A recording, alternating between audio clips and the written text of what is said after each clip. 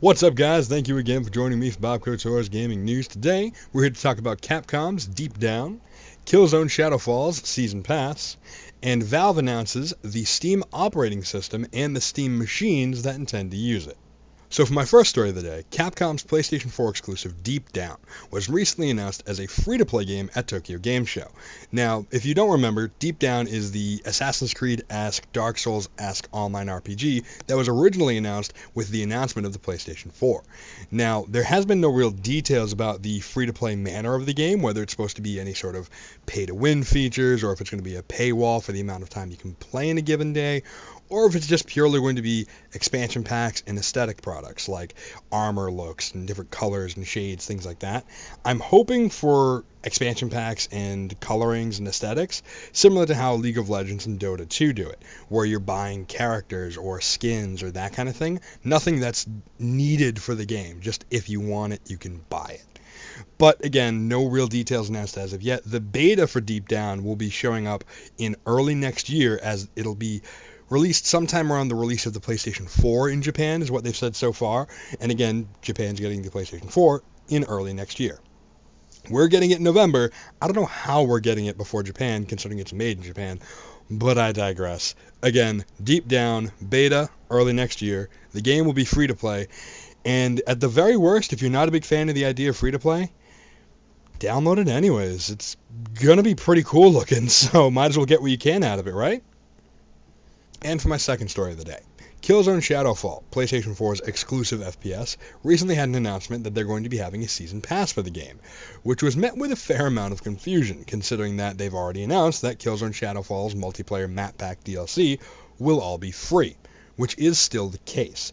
This particular season pass gives you access to a brand new mode, very similar to that of Gears of War's Horde mode, where it's going to be you and a bunch of friends fighting wave after wave after wave of NPC-controlled enemies, trying to get high scores, so on and so forth.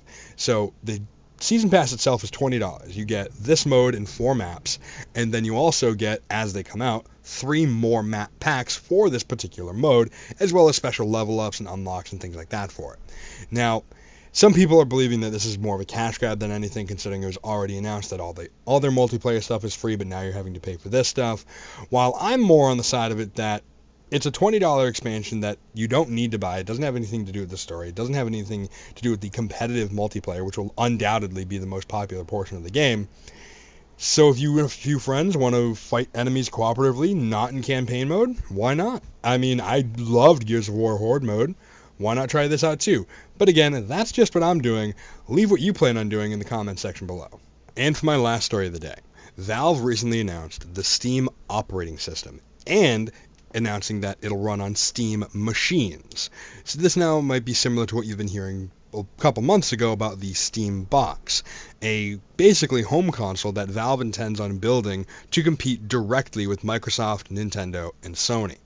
Now, 300 lucky individuals will be able to sign up for the beta and get a prototype console as early as late this year. So now, I'll be linking the beta information, how to get signed in, the Q&A, and all that in the info below. Needless to say, it's a very, very big announcement, especially of a system trying to push its way into the console space, competing with the juggernauts that have been here for ages at this point. Now, the one thing that I've always thought, when even the initial murmurings of the Steam Box were a thing, that most of the games that are going to be people wanting to play on a living room TV with a controller and that kind of thing are games that you can already get on a console. So it's really going to come down to what is the Steam machine going to offer that's different. Now, admittedly, it is a Linux-based platform that can be hacked and all that. Valve's already said this. They openly want you to modify the thing and see what you can do with it, maybe even make it better. But that's the point of their beta. But let's see how far they actually go, though. How far will this system go? How different will it truly be? I guess the beta in a couple months will tell us. But for now, we're just going to have to sit here and wait and cross our fingers that it is something that's going to be worthwhile for people who already own a gaming PC or already own a next-gen gaming console. What's in it for them? What's in it for their target audience? But as with most things on this show, we'll just have to wait and see. And that's all the stories I got for you this week, guys. Thank you so much for watching. Be sure to like, comment, subscribe, share, all that other fun stuff. But I'll be seeing you guys next week, and have a great weekend.